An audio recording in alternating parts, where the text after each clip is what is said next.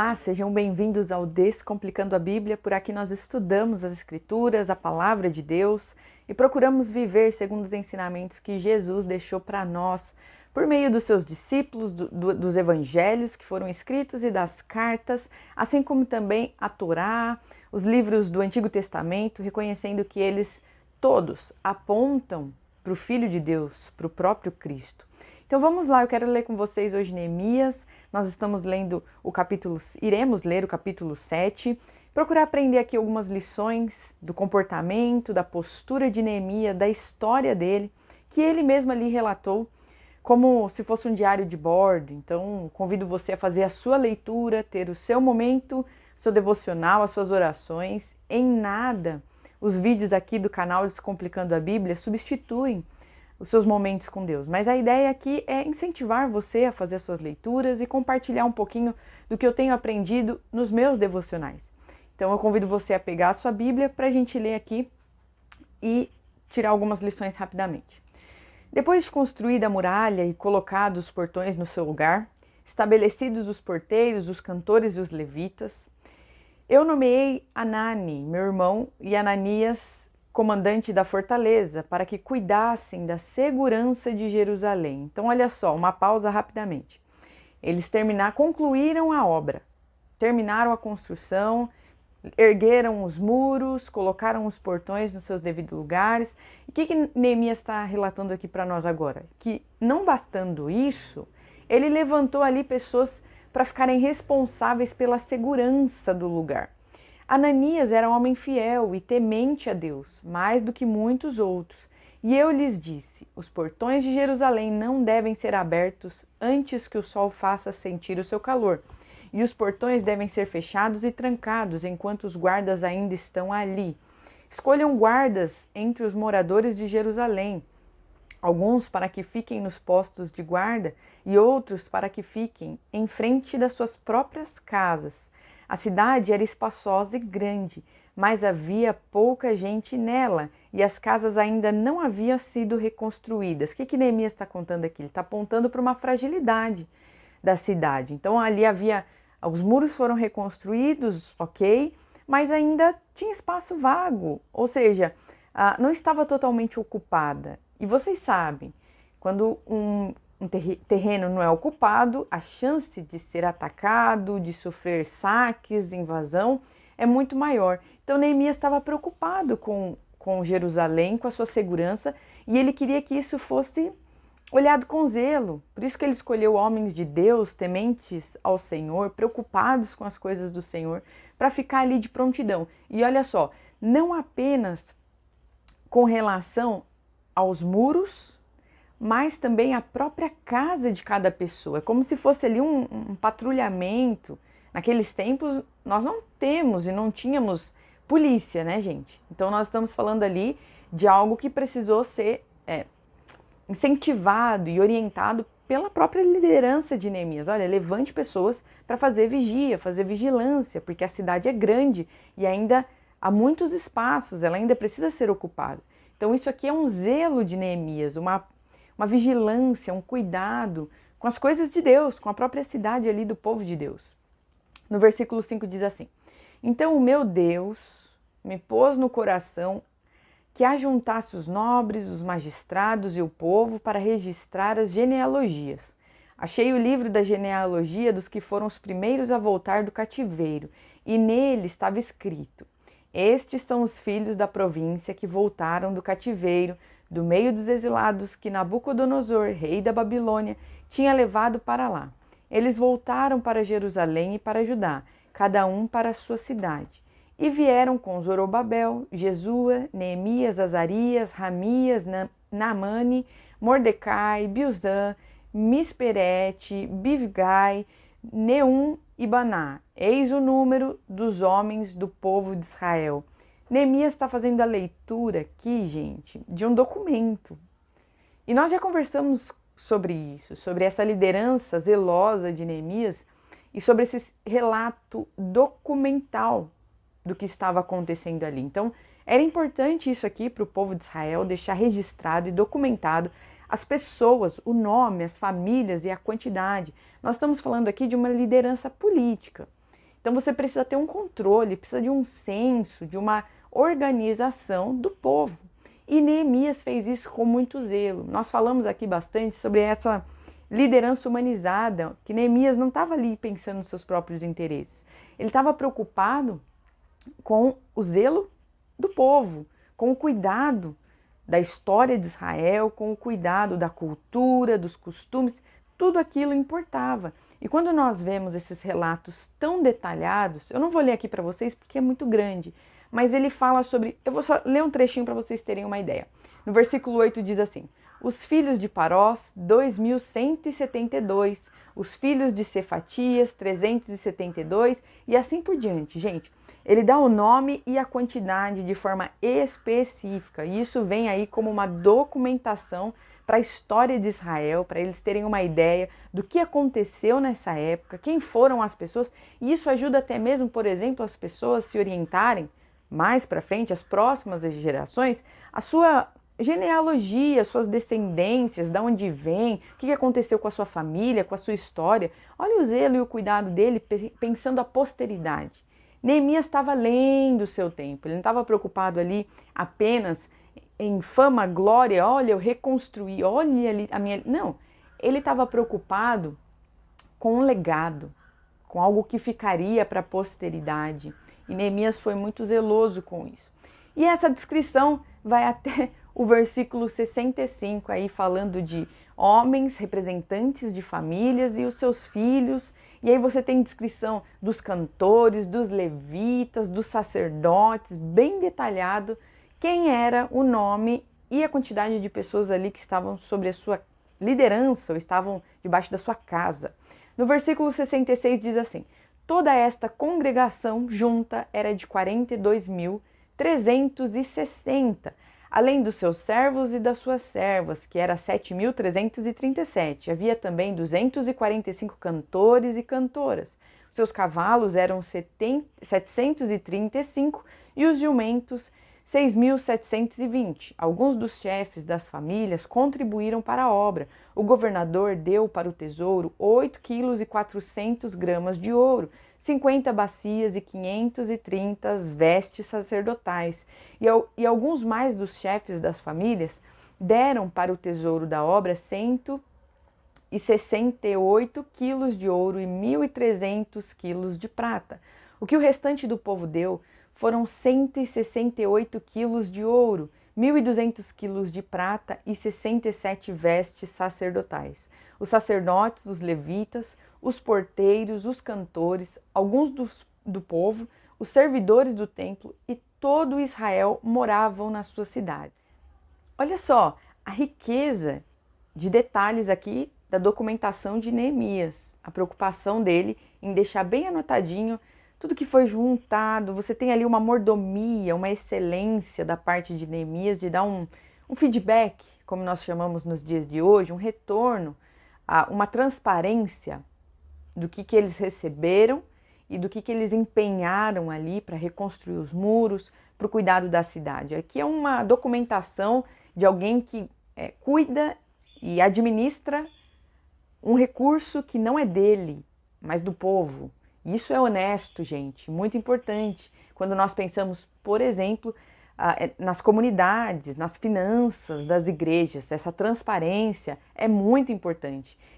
Essa mordomia com as coisas que não é, por exemplo, no caso aqui de Neemias, mostra o temor que ele tem para com Deus. Olha, eu estou dando aqui um relatório para vocês do que nós juntamos e de como foi usado os recursos que chegaram às minhas mãos, sem reter. E Neemias falou isso aqui em outros capítulos, que nós conversamos sobre isso. Olha, ele fala assim, eu não retive nada para mim e eu nem usei dos meus benefícios como governador. Pelo contrário, ele tirou do próprio bolso. E ele vai descrevendo ali como se ele estivesse prestando contas do trabalho dele. E isso aqui é muito bom e fica de exemplo para nós aí na nossa administração financeira, nas administrações das comunidades, pensando em missões, em arrecadação. Nós precisamos dessa transparência, dessa honestidade, desse zelo de sempre estar devolvendo para o povo, para a comunidade, uma prestação de contas do que está sendo feito. Mas não é isso que eu quero deixar aqui como principal da nossa conversa. Eu quero deixar algo para vocês que está lá em Neemias 7:2, que foi a postura dele, gente, de colocar uma segurança reforçada ali para cuidar do terreno e cuidar da cidade. Nossa, Carol, mas como é que a gente pensa isso nos dias de hoje? Vem comigo aqui rapidinho que tem sim como tirar lições importantes desse comportamento de Neemias. E eu quero falar com vocês, pensando nisso, nessa excelência, nessa vigilância, eu quero falar com vocês rapidamente sobre nós como cristãos nos dias de hoje e o estilo de vida de oração. O que Deus espera de nós? Mas, Carol, agora eu não entendi nada. Como é que você juntou uma coisa com a outra? Olha só o que Jesus falou lá em Lucas 11, que é relatado por Lucas, dos ensinamentos de Jesus, do seu mestre, sobre o mundo espiritual.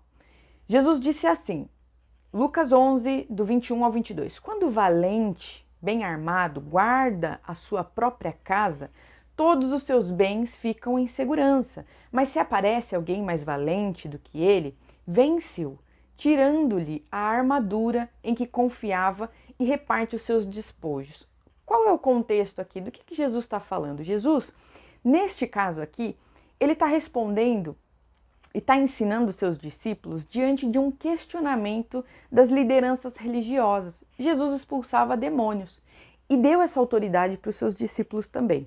E quando os líderes religiosos viam aquilo, esse poder, essa presença de Jesus ali, dando ordens e os demônios saindo das pessoas, sabe o que eles falaram para ele? Olha, esse cara, Jesus, faz essas coisas pelo poder do próprio diabo.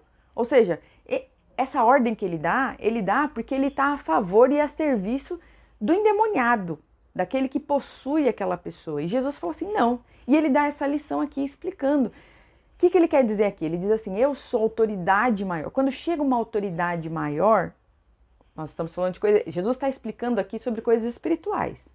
Sobre anjo, demônio, sobre expulsar demônio, sobre a sua autoridade. O que ele usa ali como exemplo na pedagogia dele? Ele fala sobre casa, sobre edificação, sobre construção. E isso se repete em outras partes também, em outros ensinos. Quando Jesus fala, olha, quando você expulsa o demônio, ele vai, procura lugar, não encontrando lugar melhor, ele volta para casa que agora está limpa, organizada, com mais 7. Então Jesus faz essa associação. Nós somos o quê? Templo do Espírito.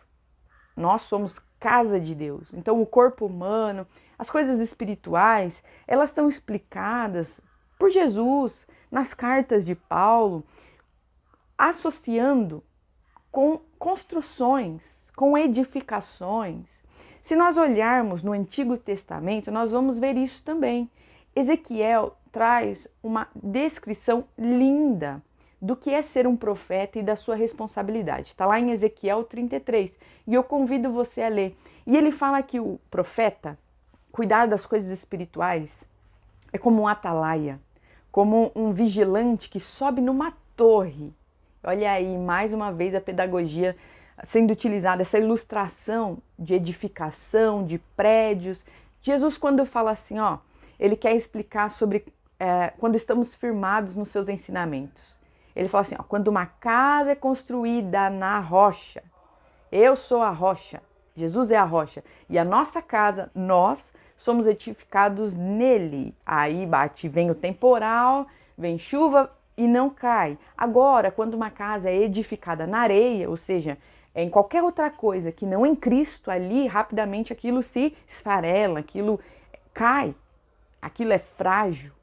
Então nós temos essas associações que nos ajudam a entender o mundo espiritual. Tem um momento aqui em Ezequiel, muito lindo também, que eu quero ler para vocês. Convido você a ler Ezequiel 13, do 1 ao 16 também, que ali tem uma denúncia contra a negligência da liderança em Israel. E ele explica as questões espirituais, o que está acontecendo ali, por meio de comparações com um homem que se coloca numa muralha, ou melhor, que se coloca numa brecha de uma parede, ou que pinta a parede com cal. Esse é o mundo espiritual ali relatado para que as pessoas entendam.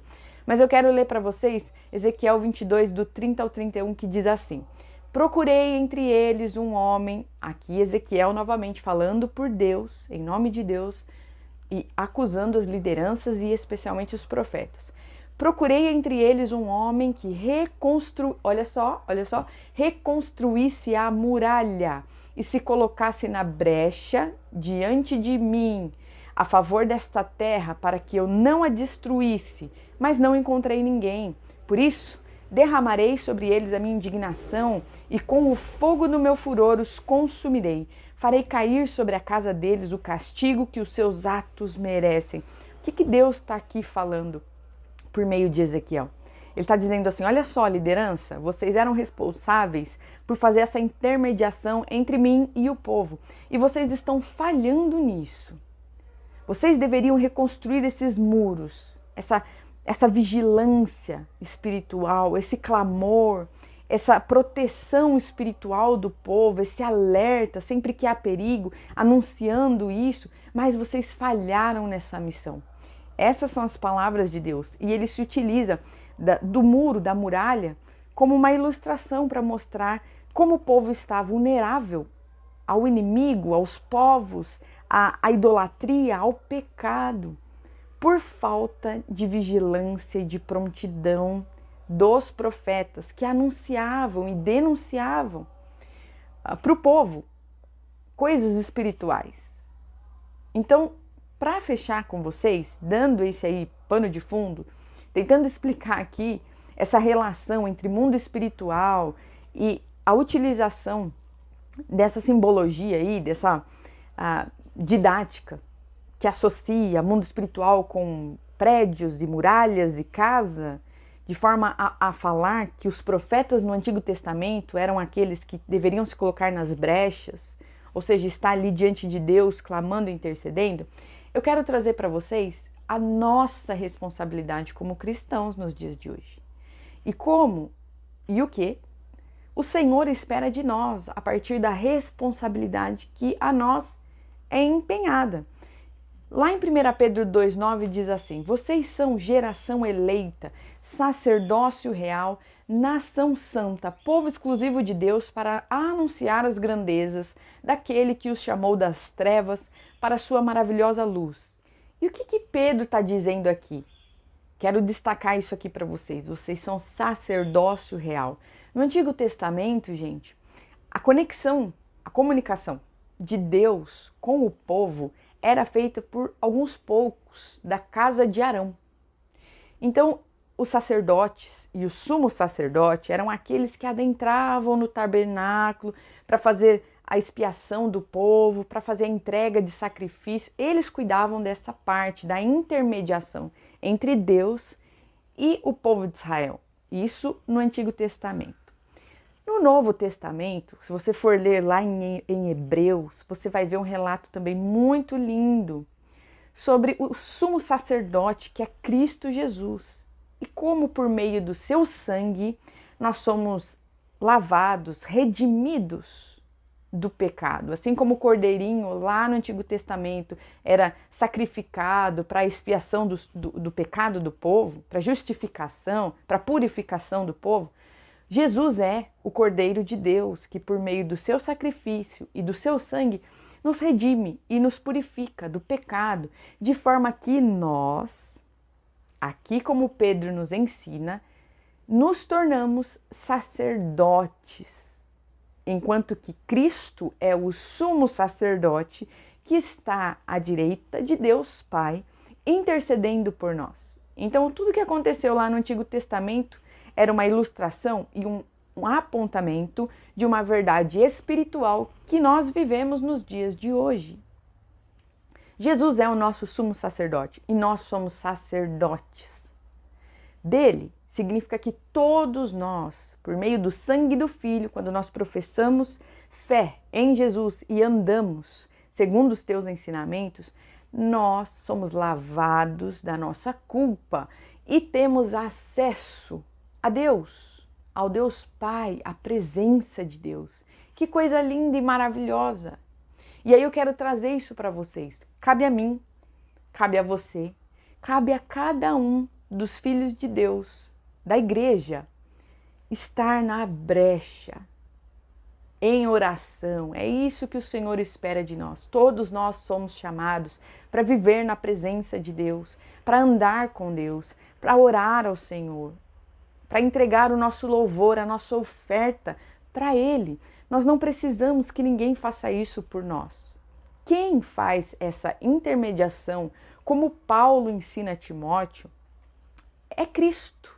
E apenas Cristo, o nosso sumo sacerdote, que pagou o preço para que nós tivéssemos esse acesso. E eu quero deixar isso para você, uma reflexão, algumas perguntas. 4 perguntinhas aqui para você, pensando, assim como Neemias teve o zelo de levantar seguranças para cuidar ali do povo, da segurança do terreno, da segurança da cidade, eu quero deixar para você algumas perguntas aqui, reflexão. Como anda a sua vigilância? Porque é isso que Deus espera de nós, gente. Nós, como sacerdotes de Cristo, colaboradores do reino de Deus, somos chamados para andar com Deus e viver na presença dEle. Seja por meio das orações, seja por meio da meditação da palavra, somos chamados para andar com Deus e estarmos ali na brecha, na oração, na intercessão, de 4 formas que eu consigo pensar aqui. Com certeza tem mais, viu? Com certeza, mas para começar a conversa, alguns têm chamados específicos, sim, para o ministério de intercessão. Isso é uma coisa. Outra coisa é a nossa responsabilidade como filho de Deus. Então, não entregue a sua responsabilidade de oração e de caminhada com o Senhor para a tiazinha do coque ou então para o seu líder espiritual, achando que ele tem que fazer essas coisas por você, porque não tem. Cabe a cada um de nós andarmos com Deus, vivermos a nossa vida de intimidade com o Senhor e exercer, cada um de nós, o nosso sacerdócio. Quero te fazer uma pergunta. Como anda a minha vida pessoal no quesito segurança? E quando eu falo segurança, estou falando no sentido de oração. Você tem orado aí? Tem falado com Deus? Tem colocado diante do Senhor os seus sonhos? Como anda a sua conversa com Deus? Segundo, talvez você seja casado. Como anda a sua oração, a sua vigilância, a sua prontidão, a sua intercessão com relação ao seu casamento?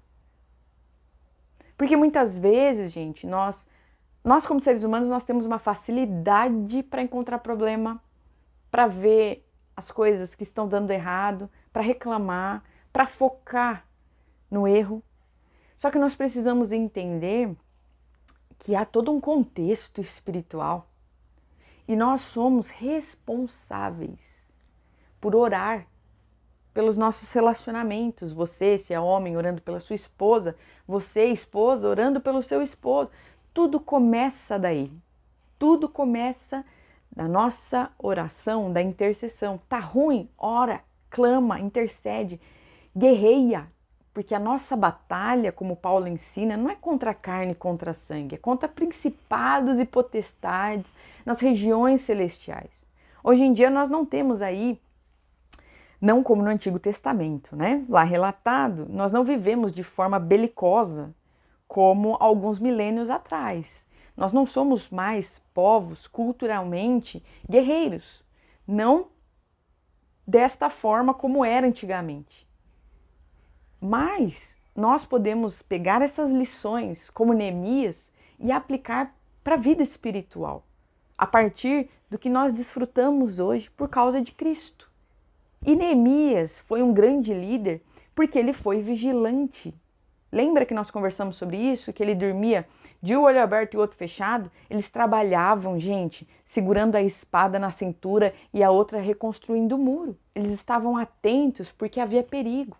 E nós aqui, aprendendo, estudando a palavra, a partir de Cristo, nós enfrentamos uma peleja espiritual. E é na oração que ela é travada. É vencida? É vencida. Mas nós temos a responsabilidade de sacerdotes, de estarmos diante de Deus, zelando em oração, em clamor, em intercessão, pelas nossas vidas, pelo casamento, pela minha família, que é o terceiro ponto que eu trago para vocês. Você tem orado pelos seus filhos? Você tem orado pelos seus pais? Porque muitas vezes a gente bate de frente, gente, muito mais do que a gente entra no quarto, fecha a porta e clama ao Senhor. Sendo que orar e clamar é muito mais efetivo do que muitas vezes os nossos comportamentos diante dos nossos familiares. Às vezes é melhor ficar quieto mesmo, independente se tem razão ou não. Fica quieto diante da pessoa e abre a sua boca diante de Deus. No mundo espiritual, repreendendo, amarrando, desligando, procurando orientação na palavra. Você vai ver, faça isso, esse teste, como as coisas mudam, porque tudo começa no mundo espiritual. E por último, uma perguntinha: como anda a sua vigilância com relação à sua comunidade, aos seus líderes espirituais? Eu posso extrapolar isso aqui e falar do seu trabalho. Murmura, reclama, a gente reclama e reclama do chefe, do colega de trabalho, das condições financeiras, mas nós não gastamos tempo orando e clamando pelas coisas que estão ao nosso entorno, sendo que elas vão ser mudadas e alteradas primeiramente no espiritual e depois no natural. Ore! Esse é o meu convite para você hoje. Ore, clame, interceda, coloque-se na brecha, como Neemias fez com o povo, diante dos perigos e das fragilidades que eles ainda enfrentavam. Talvez você saiba muito bem dos problemas. Talvez você saiba muito bem aonde tem que ser consertado.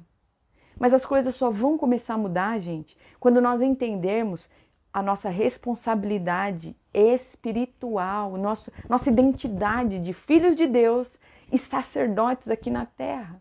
Intercessores, pessoas que oram pelos filhos, mãe, pai, ore pelo seu filho. Filho, ore pelos seus pais. Talvez eles não sejam convertidos. Ore. Às vezes, gente, é melhor nós ficarmos em silêncio diante dos seres humanos. Corrermos para o quarto e abrirmos a nossa boca diante de Deus. Vamos fazer esse teste?